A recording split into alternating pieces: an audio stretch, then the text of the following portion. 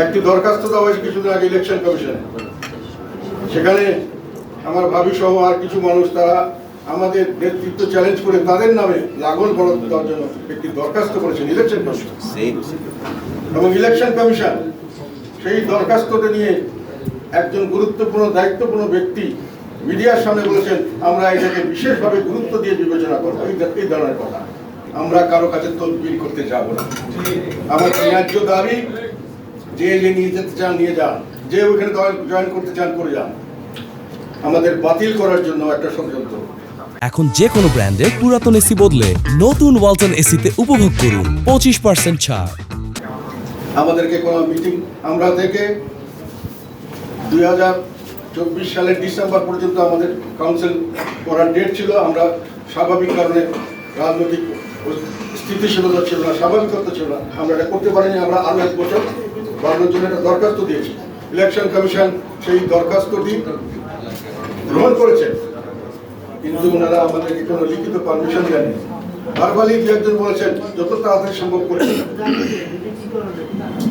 তার মানে হলো ইতিমধ্যে আমরা যখন হল ভাড়া করতে যাচ্ছি কেউ আমাদেরকে হল দিতে চাচ্ছেন না।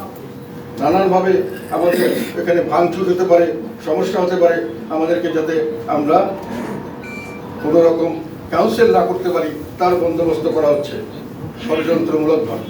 এটাও একটা ষড়যন্ত্র, যাতে আমাদেরকে এই পথ দেখিয়ে আমাদের লাঙ্গল আমাদের থেকে কেড়ে নেওয়া, আমাদের রাজনীতি থেকে দূরে রাখার একটা ষড়যন্ত্র।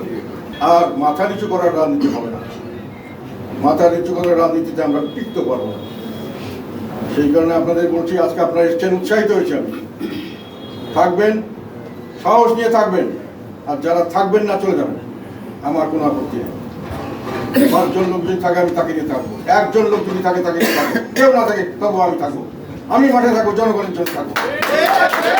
একজন আমাকে বলছে আপনি দেখি চরমপন্থাদের মতো কথা বলছেন।